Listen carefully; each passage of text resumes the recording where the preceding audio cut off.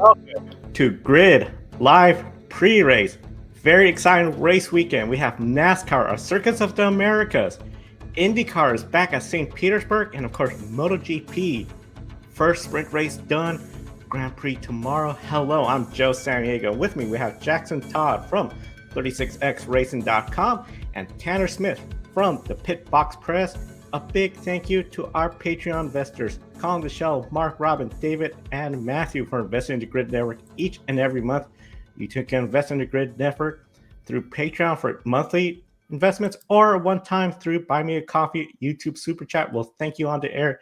Jason leads the leaderboard with 5 cups of coffee. And of course, we're across social media at Grid Network TV and gridnetworktv.com.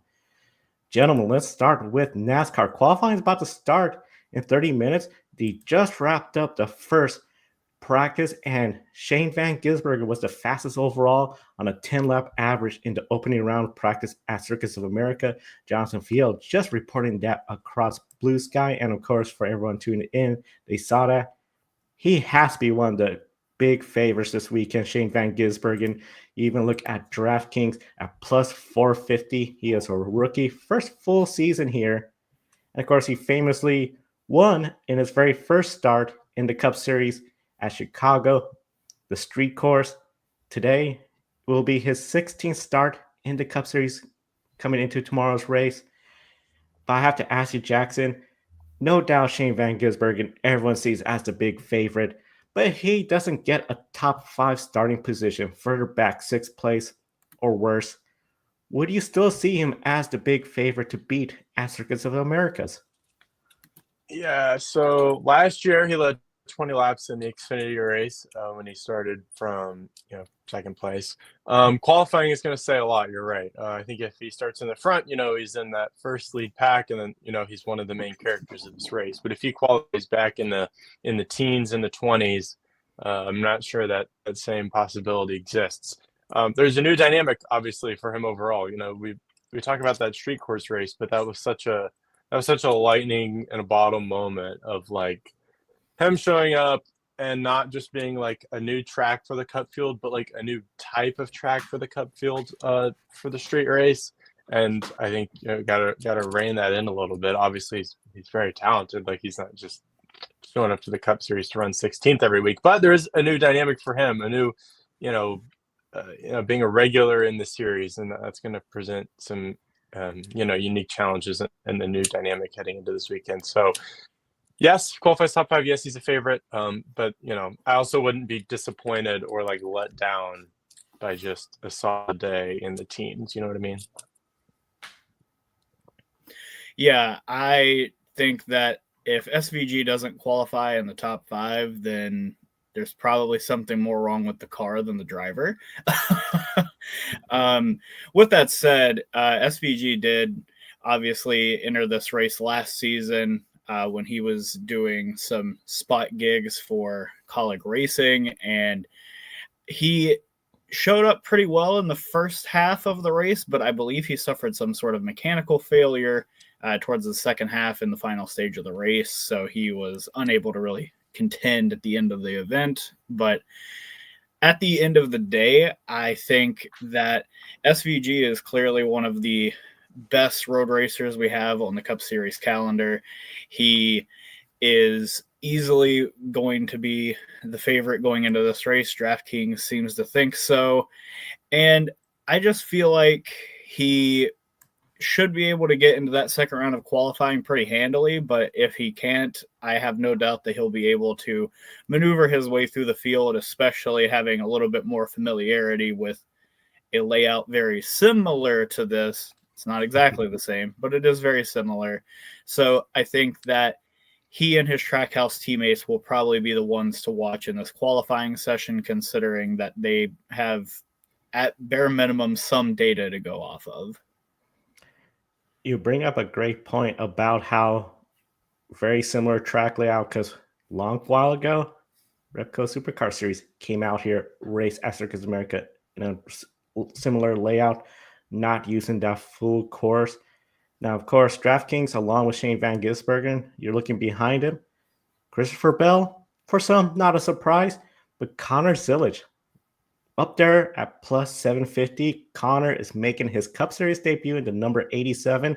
And this is, as he said, a new track. We're not using the full COTA circuit. So after the S's, you're going to take a shortcut to the backstretch. So we lost that long backstretch. We've lost the long entrance from the S's to that hairpin corner. Could be a bit more physical, bumping and racing. But overall, these new corners, kind of track in half. Connor Zilic making his Cup Series debut. Tanner, could Connor Zilic do what he did at Watkins Glen and what Shane Van Gisbergen did at Chicago and win in his first start in the Cup Series? I don't think it's impossible. Let me just put that out there first. He clearly has shown in every NASCAR vehicle he's gotten in that he can go out there and put down a very, very quick lap to start out qualifying. And we all know in the NASCAR Cup Series with the next-gen car and the diffuser on the back and the underbody and whatnot, that track position, especially at road courses, comes at a massive premium.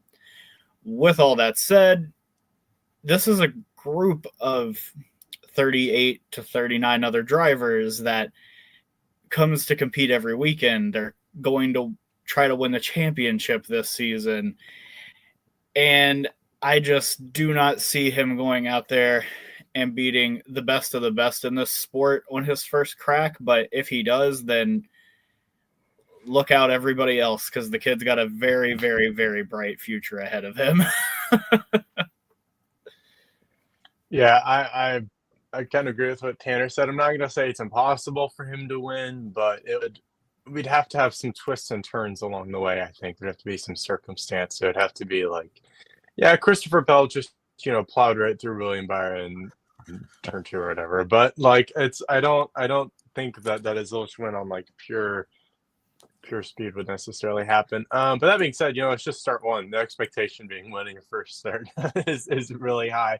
The fact he's even in the conversation for this possibly happening is really impressive. And I'm definitely excited to see where his career goes. But again, like Tanner said, and even the same thing with SVG, like there's a dynamic to this Cup field in this race that he's just not going to have experience with. And that's fine. But, I'd still expect a good day from him. Good run for him. I wonder what that would look like just because of what he's had done in the Xfinity Series. When you look at the practice session, as we mentioned, Shane Van Gisbergen fastest. Second fastest, Alex Bowman, who of course won at Chicago last year. And there's Connor Zilic in third place. A good, clean day, avoiding the trouble. We know how aggressive these drivers are. He could be a contender for a win. But he's going to be a rookie. He's going to be in this for the first time. I think he could be a victim of bad luck. If we have overtime, he's leading. He could have a target on his back. He's going to have a tough road to victory lane if that happens. 2 drivers I look at this weekend that have a pretty good shot at victory lane and not the rest of the season: AJ Allmendinger, Michael McDowell. Those 2 drivers, one of the big things that they stick out from the rest of the Cup Series drivers, their road racing experience. Of course, AJ Allmendinger, very good at the road courses.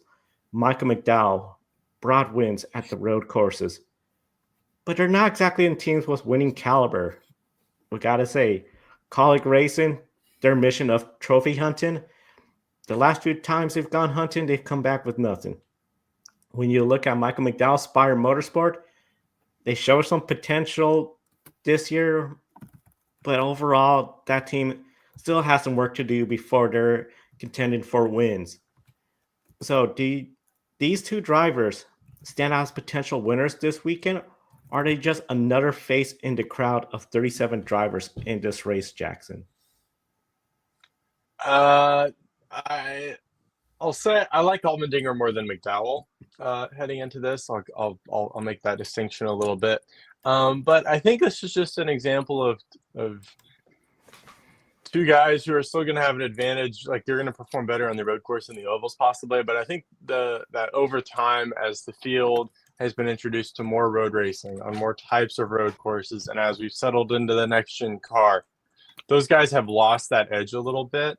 I think we're kind of finding the kind of the routine guys on the road courses, like the Byron, the Reddick, even somebody like Kyle Larson, Austin Cindric. Like these are guys that are performing well on the road courses, and they're also performing other weeks as well.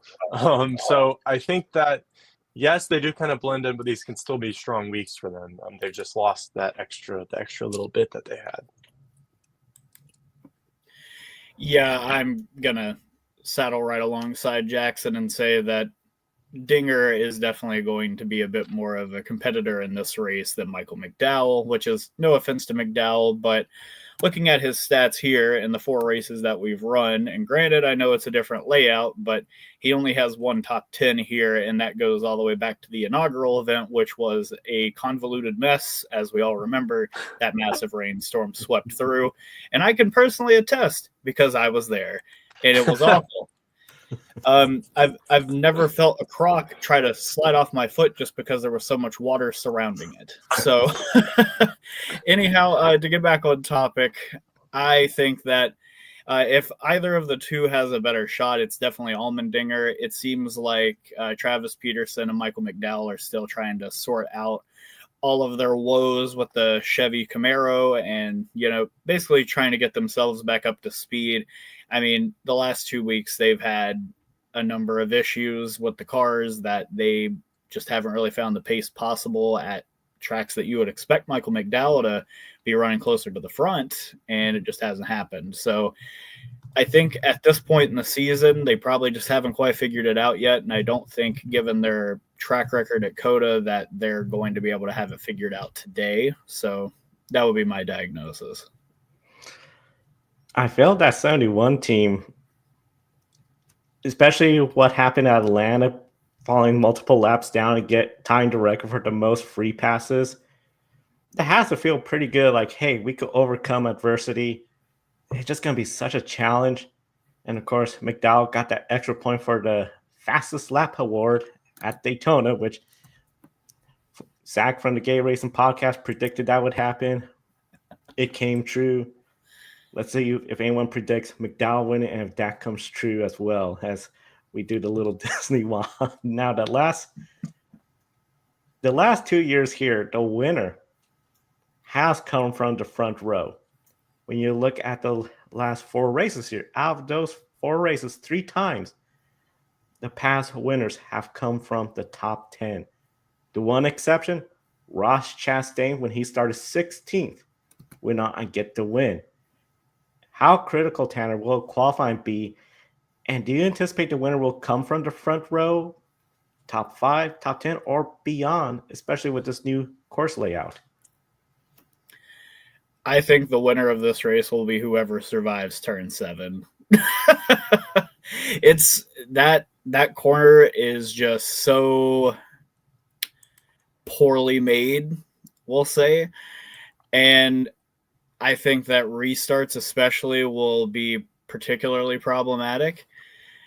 I hope that isn't the case, but I've just seen way too many races here devolve at turn 1 that an even sharper corner at the end of the S curves could present an even harsher option for drivers to get into each other. So I think that definitely starting position is going to be a major factor. I mentioned that earlier, but if the past few years at COTA, where turn 1 we had to move the restart zone back to in between the final 2 turns, is any indication of the kind of race that we're probably going to see tomorrow, I would hedge my bets on saying you should probably qualify up front. But at the same time, we've seen that being at the front of the accordion effect usually ends up in you spinning out. So sometimes being at the front isn't your friend. Yeah, it's going to be pretty important to qualify well. Just give yourself some leverage. Also, like assuming, I guess I'm kind of operating under the assumption that, you do survive. But then, you're going to be able to kind of control your own destiny a little bit more. We're going to have to, flip the lineups with some pitting at the stages here. So, just having a little advantage on that front, being less vulnerable to things. But yeah, it's also, it's going to be hard to pass. You're going to there's going to be traffic. Like, that's the reason we're doing this shorter layout, is so the cars end up on top of each other a little more. And yeah, I think it's just going to be hard to pass, hard to move around, unless you're going to, dump somebody every lap. Like, that might be like something that happens on lap 1, or like a Hail Mary at the end of the race, but that's going to require you being close enough to make that happen at the end of the race. So I think qualifying is going to be important, just to, set yourself away and try to run away with things. If Shane Van Gisbergen was to get the pole, I could see him running away. If for some reason he has a qualifying effort that doesn't go good, and you have a Alex Bowman, Darren Suarez, or even a Connor Zilish, I think the action could be a little bit more physical and intense. It's going to be very close racing regardless, but I think everyone's going to be watching who takes the pole, because if it's SVG, I think he could run away with a stage win, unless, as you mentioned, Jackson, he pits to get that track position for the second stage. Now, Jackson, I have to ask you about one driver that has been off to a good start. I've been getting some praises. John Hunter Nemechek. This will be his 80th start in the Cup Series. He is 7th in the points right now. 8th in the points right now. And one of the big things, one of only 2 drivers to have top 10 finishes in both races. The other driver, Ryan Blaney. So, Jackson, if John Hunter Nemechek finishes in the top 10 again, 3rd consecutive time, this time on the road course, could this indicate the experience and progress he has made as he approaches his 100th start? If John Hunter Nemechek gets a top 10 this week, I don't know what I'll do, but I'll be very surprised. I think that this is a solid first 2 outings, and I know I shouldn't really dunk on somebody that's sitting as like the number 8 playoff seed right now, but we didn't see a build toward this at the end of last season, right? Like, this just appears to be a good first 2 weeks that is setting up a solid foundation for his season. With that being said, I think we're going to return to the mean here this week for John Hunter Nemechek. Remember, last year I was specifically tuned in to his radio for this race, and it was a disaster. They had like pit penalties, like they were just like not executing, like they were missing corners. Like it was a mess last year for John Hunter Nemechek at COTA. And so I think we're going to return to the mean this week. If he does get a top 10, then I don't know what I'd be very surprised.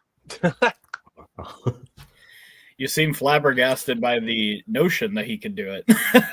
I kind of am.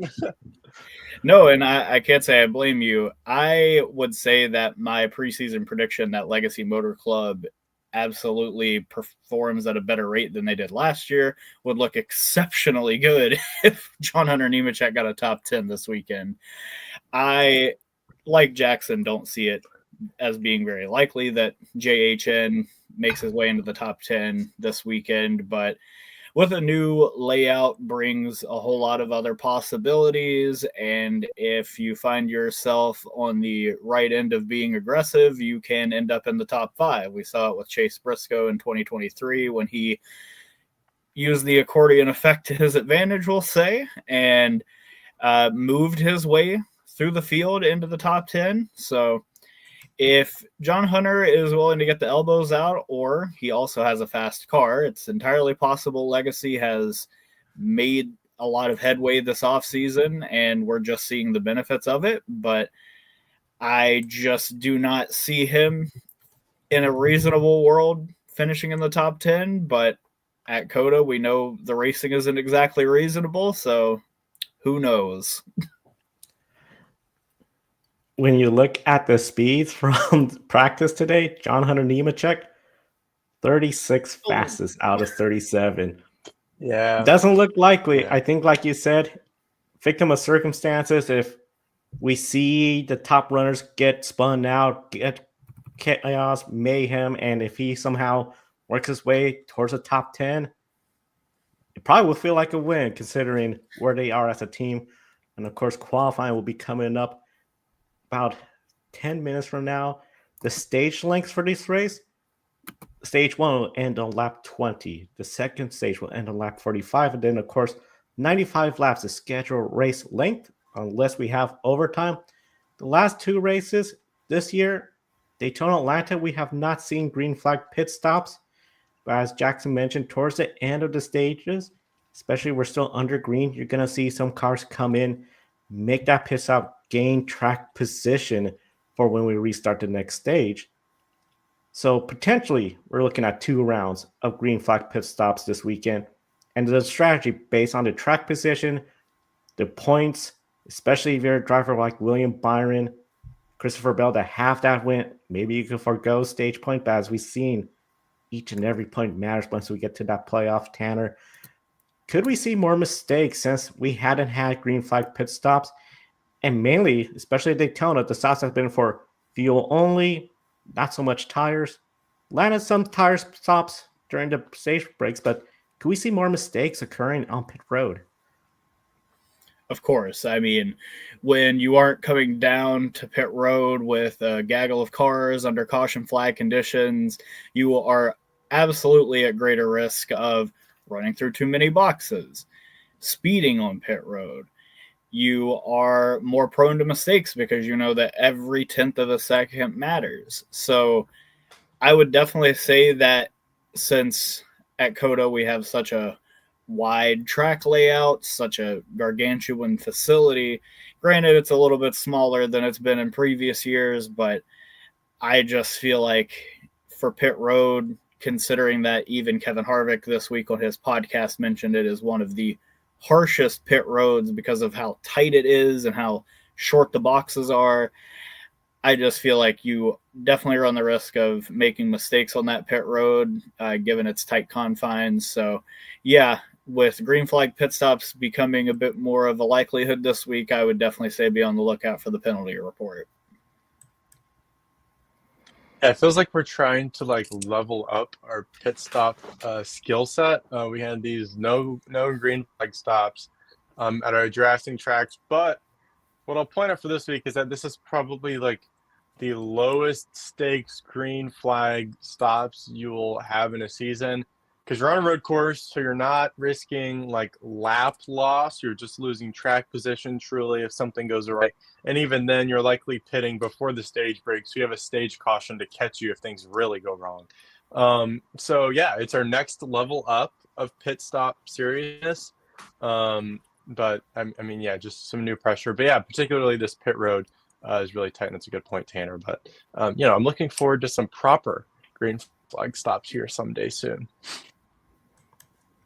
Would be so nice to have those green flag pit stops. It's just a missing element strategy that I think so many people forget how much it does add to the racing product when we have those green flag pit stops, especially on the drafting course tracks. Daytona, that was such a missed opportunity with these debris cautions that happened to come around the time we could have potentially saw green flag stops. Now, of course, cautions. Last year, we only had 2 caution flags in this race, the fewest. But the other times, we've had at least 5. 5 one year, then 8 and 9 the. So we know this race could be chaotic. We know this track, it's been shortened. So you could have a situation where, especially if it's a driver like Shane Van Gisbergen pulling away, coming up to lap traffic, we could see some chaos. Jackson, what kind of race do you anticipate? Something similar to last year, or the chaos, the mayhem of the other 3 years? I sure hope it's not chaos and mayhem. I'm kind of my tolerance on that is constantly running low with the NASCAR race that gets run, but it's been particularly low after these 2 weeks of drafting. I long for a boring Phoenix race, and I'll get one pretty soon. Anyway, so my expectation and I guess hope for this would be, let's just have a few guys that qualify up front, kind of not maybe I guess dominate the thing, but control the race. We'll flip the field at some stages and we'll shuffle some stage points around, but I think we'll know most of the day who our serious contenders are, or at least I hope it goes that way, and I hope we don't get too messy. Yeah, I couldn't agree more. I would prefer a race where we're not hoping like heck that we end up with more cars finishing than we have on the records. Let's hope that that is the result that we get.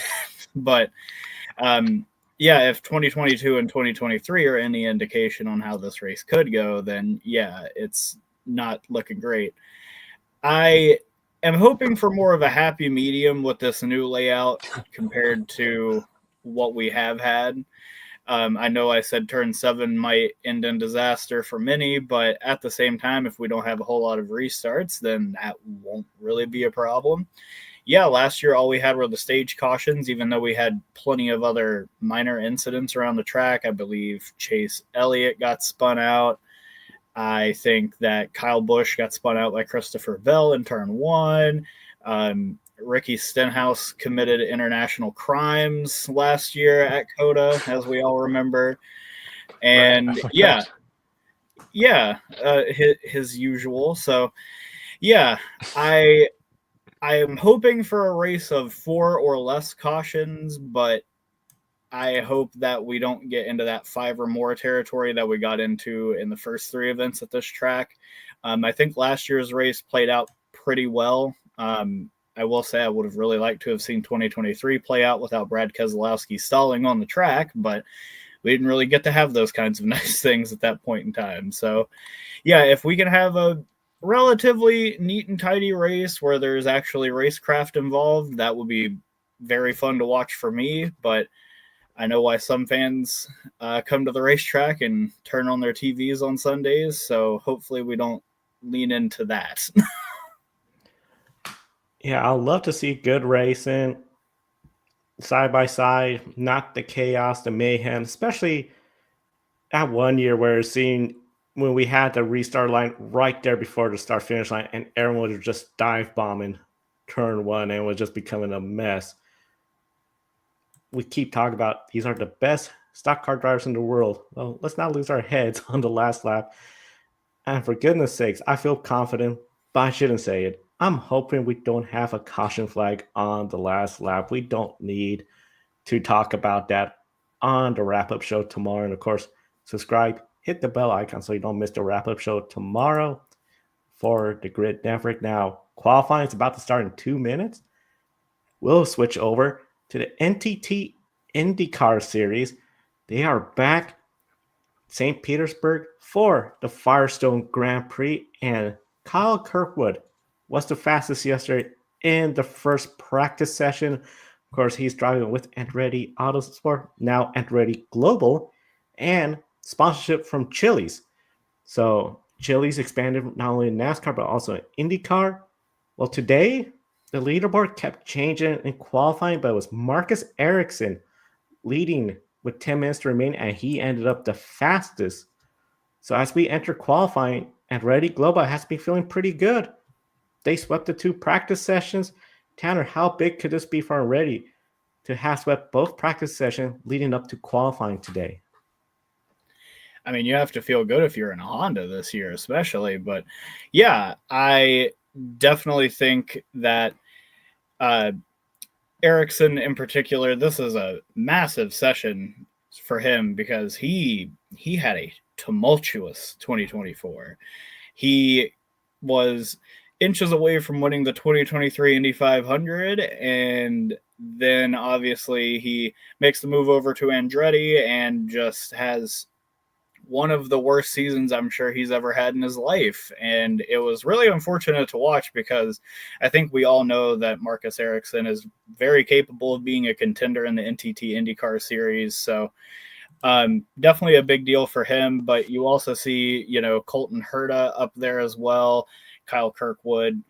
I mean, Andretti's team looks very formidable for the first time in what I feel like is a couple of years, probably since the pandemic. And it's really nice to see, especially considering, they have the whole F1 thing going on. And we talked in our IndyCar preseason predictions video this past week. Go check that out.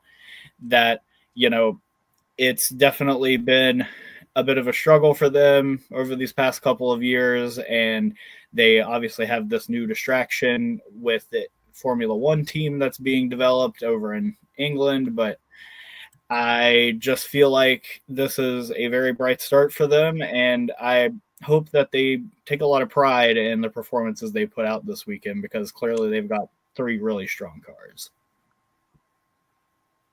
Yeah, Tanner, I like that timeline you bring up. The best since COVID that they've really looked. Late last season, Colton Herta, he won 2 races late in the year. Winds up second in the championship. He got the yellow and black up there at the top end of my shelf. So yeah, they've been leveling up here recently, and if they're going to get to that Ganassi Penske level, this is a good start to that. But obviously, this is first 2 practice sessions of the season.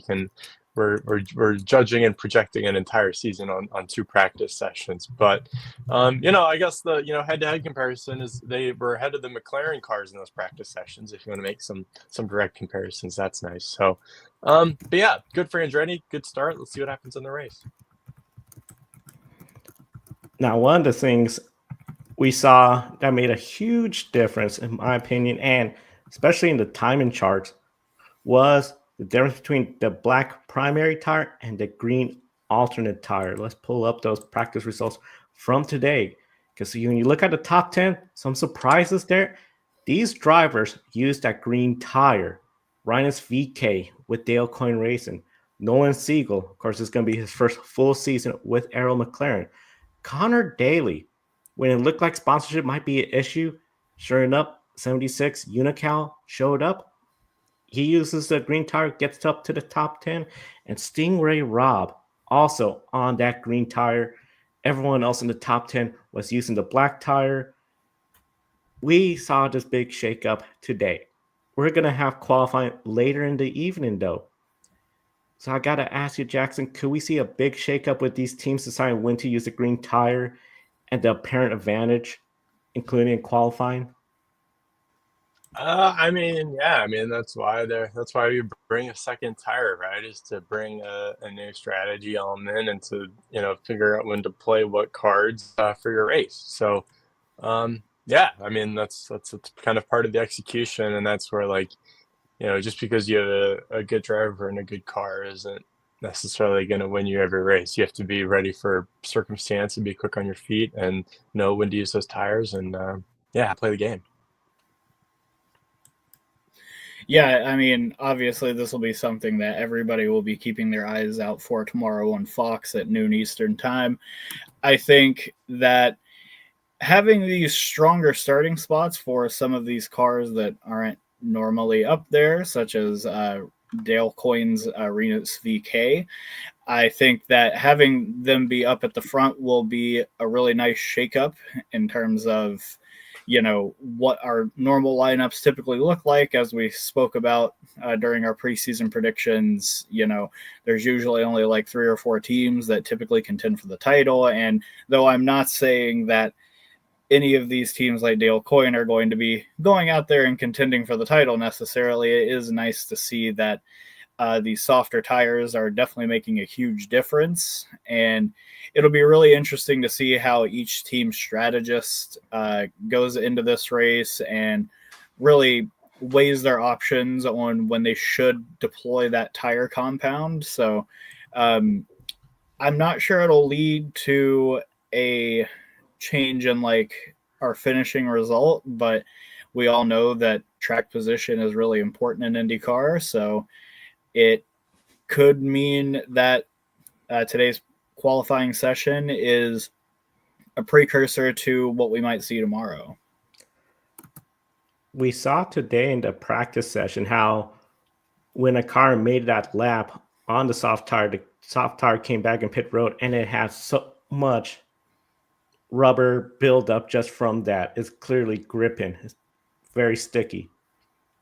I'm curious if we could see somebody like a Dale Coyne Racing or the Hunkos Hollinger car just go for it in that first round of qualifying, try to get into the Fast Six, and then surprisingly put themselves in a top six starting position. A lot of unknowns. Of course, it's going to be much cooler later in the day.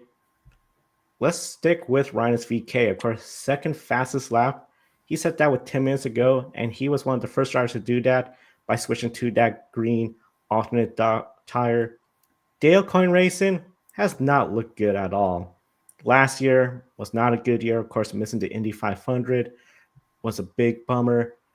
Ryan's VK did not have a good year with Ed Carpenter Racing out of a ride. This ride came together late in the offseason. And then at Sebring, they did not have a great testing session at all. They used the green tire to just put on a fast lap, hopefully gain some positions. But when you compare it to his teammate, Jacob Abel, granted he's a rookie, he practiced 26. So it was not fast at all compared to Ryan's VK. Of course, much more experience from that 24-year-old driver. Tanner, what would a successful weekend for Ryan's VK look like? A top 15 finish would be an absolute upset, I feel like. And that's not a slight against Renus VK. He, in my opinion, is one of the more underscored drivers in the field. I feel like he does not really get the attention that he really deserves as being a quality driver in this field. He has had a couple of not so great years at Carpenter Racing, but I don't think that is too much of a reflection on him as a driver as it is what ECR kind of has become. But at the same time, you come into Dale Coyne Racing, it's not the greatest equipment, with all due respect. I do have a lot of respect for Dale Coyne and that team, but at the same time, like I said, this is a great opportunity for Renus to go out there and show that he is a really strong driver and should be, looking for a better ride come next year or the following year. So a top 15 would be a really good result for them, but if he can work his way into the top 10, that would be even better. Yeah, I mean, just kind of same expectations here. Just be solid, no mistakes, keep the car in one piece. That's the it's kind of the job when you're around in the back markers. Bringing it home one piece, I feel he has experience to do that. Potentially a top 15 that'll be huge for that Dale Coyne Racing team, and be really interesting to see if Ryan VK could throughout the year position himself to get these good, decent finishes and maybe land another ride with a better team next season. Next season, we don't know what's the future for Will Power. His contract will be ending with Penske. Of course, still time to negotiate. He was 10th fastest in yesterday's practice, but today he had an engine issue, most likely related to the hybrid power unit, taking him out for most of the practice time. At the same time, his teammate, Scott McLaughlin, who just signed an extension with Penske, yesterday he crashed. Today he was only 18th fastest. And overall, when you look at the times, I have to ask Jackson, do you anticipate Power McLaughlin in the conversation for pole? Or could the lost track time be a disadvantage for both of them? Yeah, I mean, the charts seem to suggest this is going to be an Andretti pole, and if it's not going to be Andretti, it's probably going to be Oxbow or Pato Award. So yeah, I'm not putting Power McLaughlin as my pole pick.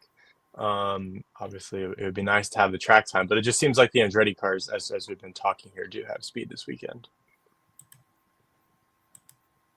Yeah, I'm just going to parrot what Jackson said. It seems that the Hondas, and specifically the Andretti Hondas, have a significant advantage over the field at this rate. And if it's anything but one of those three, it'll probably be someone from Chip Ganassi Racing or Pato Award. So, yeah, I definitely could see someone maybe like David Malukas pop in there, but into the Fast Six. But I don't see...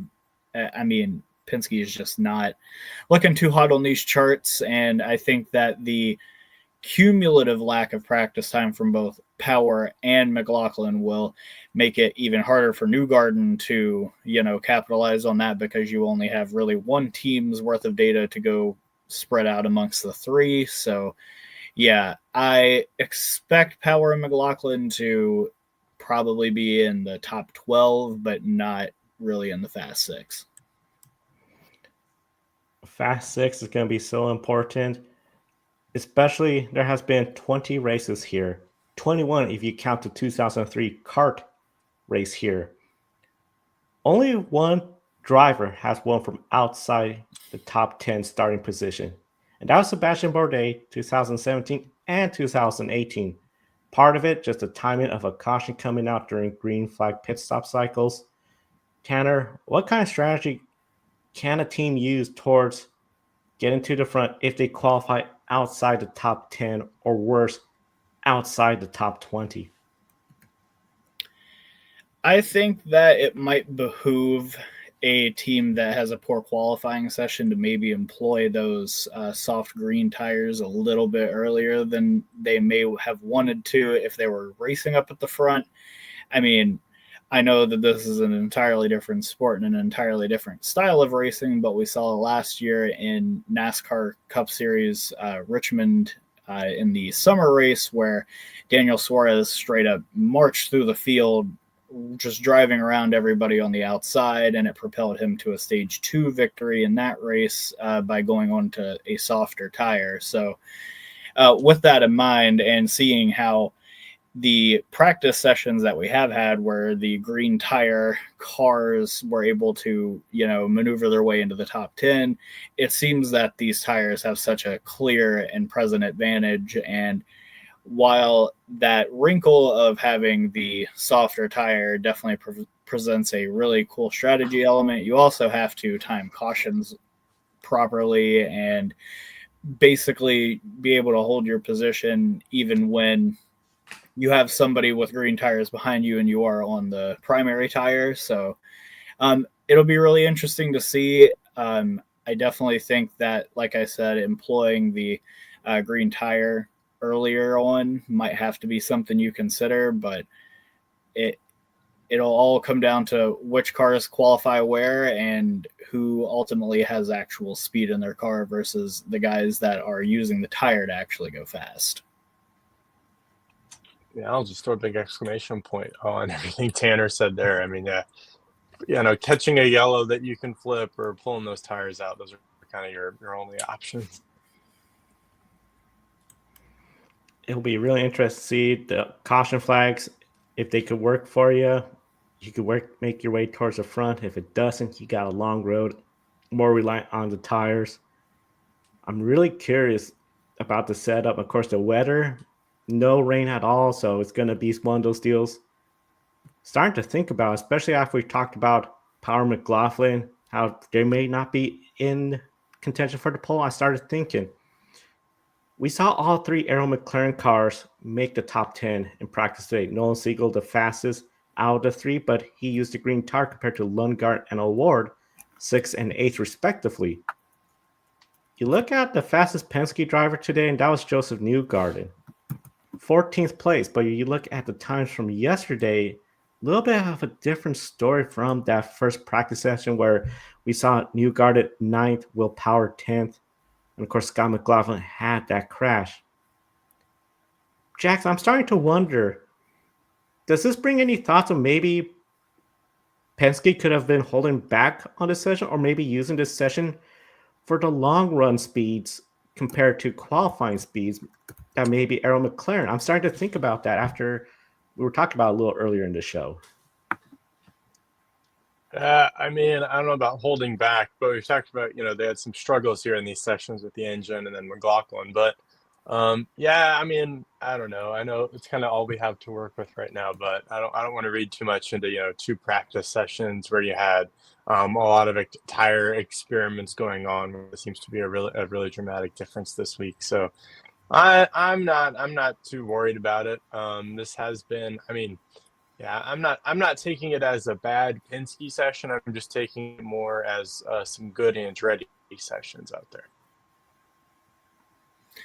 Yeah, I don't really have a whole lot to add. I think that Penske will obviously have it figured out by race day, and I think that whatever they're able to glean from the little bit of practice session that they got from the 3 different drivers that they have, they'll be able to come up with a good enough car and a good enough strategy to compete in this race. But yeah, the results definitely were lacking especially when you see someone like David Malukas, who has a Penske alliance with AJ Foyt Racing, obviously have such a fast time on black tires. It does make you wonder, why isn't the main team doing a lot better? But at the same time, these practice sessions and this track may fit David's style a little bit better than the other three. So it's hard to tell, but like I said, I think Penske will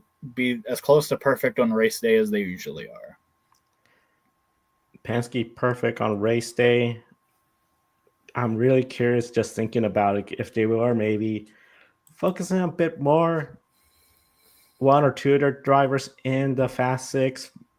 I don't know for pole contention, but if they're picture perfect, Penske perfect in the race, and if they have a couple of cars in that top 10, let's see what happens. We'll be very curious to see how qualifying will go later today. And three drivers that stood out from practice today. You mentioned one of them, Tanner, David Malukas, top 10 on black tires. How about another driver that got in, just missed out on the top 10, but didn't use the green alternate tires?